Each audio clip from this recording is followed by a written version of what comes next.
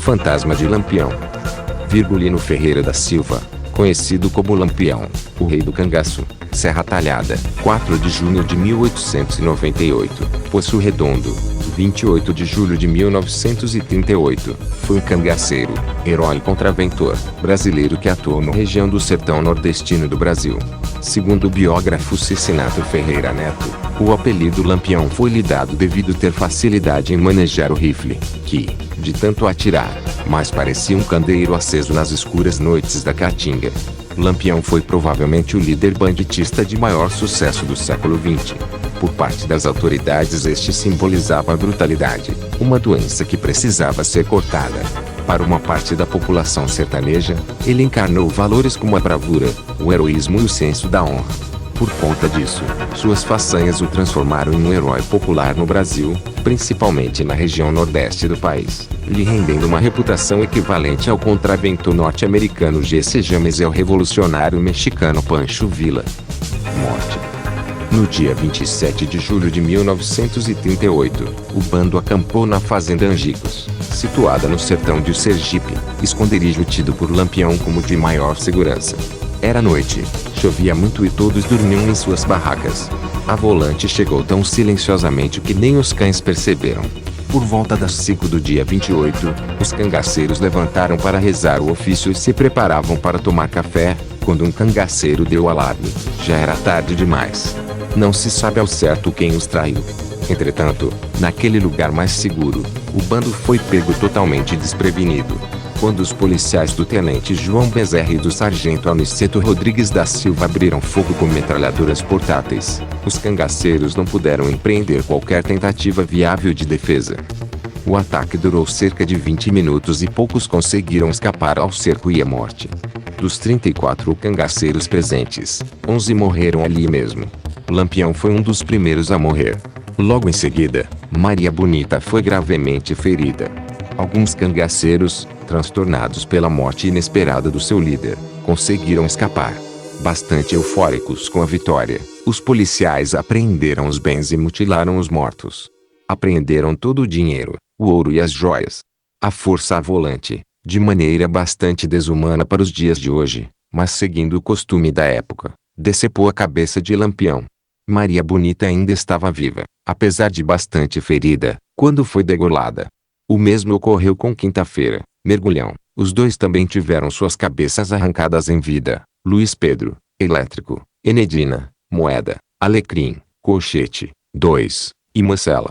Um dos policiais, demonstrando ódio ao Lampião, desferiu um golpe de coronha de fuzil na sua cabeça, deformando-a. Este detalhe contribuiu para difundir a lenda de que Lampião não havia sido morto e escapara da emboscada. Tal foi a modificação causada na fisionomia do cangaceiro. Feito isso, salgaram os seus troféus de vitória e colocaram em latas de querosene, contendo aguardente e cal.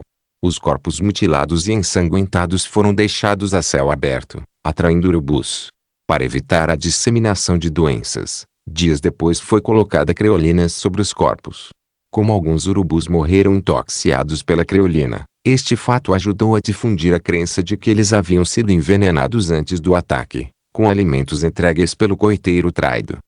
Percorrendo os estados nordestinos, o coronel João Bezerra exibia as cabeças, já em adiantado estado de decomposição, por onde passava, atraindo uma multidão de pessoas. Primeiro, os troféus estiveram em Piranhas, onde foram arrumados cuidadosamente na escadaria da prefeitura, junto com armas e apetrechos dos cangaceiros, e fotografados. Depois, foram levados a Maceió e ao sudeste do Brasil. No Imo de Aracaju, as cabeças foram observadas pelo médico Dr. Carlos Menezes. Depois de medidas, pesadas e examinadas, os criminalistas mudaram a teoria de que um homem bom não viraria um cangaceiro, e que este deveria ter características sui generis. Ao contrário do que pensavam, as cabeças não apresentaram qualquer sinal de degenerescência física, anomalias ou displasias, tendo sido classificadas, pura e simplesmente, como normais. Do sudeste do país, apesar do péssimo estado de conservação, as cabeças seguiram para Salvador, onde permaneceram por 6 anos na Faculdade de Odontologia da UFPA. Lá, tornaram a ser medidas, pesadas e estudadas, na tentativa de se descobrir alguma patologia. Posteriormente, Os restos mortais ficaram expostos no Museu Antropológico Estácio de Lima, localizado no prédio do Instituto Médico Legal Nina Rodrigues, em Salvador, por mais de 3 décadas. Durante muito tempo, as famílias de Lampião, Corisco e Maria Bonita lutaram para dar um enterro digno a seus parentes. O economista Silvio Bulhões, filho de Corisco e Dadá, em especial, empreendeu muitos esforços para dar um sepultamento aos restos mortais dos cangaceiros e parar, de uma vez por todas, a macabra exibição pública. Segundo o depoimento do economista, 10 dias após o enterro de seu pai, a sepultura foi violada, o corpo foi exumado, e sua cabeça e braço esquerdo foram cortados e colocados em exposição no Museu Nina Rodrigues. O enterro dos restos mortais dos cangaceiros só ocorreu depois do projeto de lei número 2.867, de 24 de maio de 1965. Tal projeto teve origem nos meios universitários de Brasília, em particular, nas conferências do poeta Euclides Formiga, e as pressões do povo brasileiro e do clero reforçaram. As cabeças de Lampião e Maria Bonita foram sepultadas no dia 6 de fevereiro de 1969. Os demais integrantes do bando tiveram seu enterro uma semana depois. Controvérsias. Há controvérsia sobre a data de nascimento de Lampião.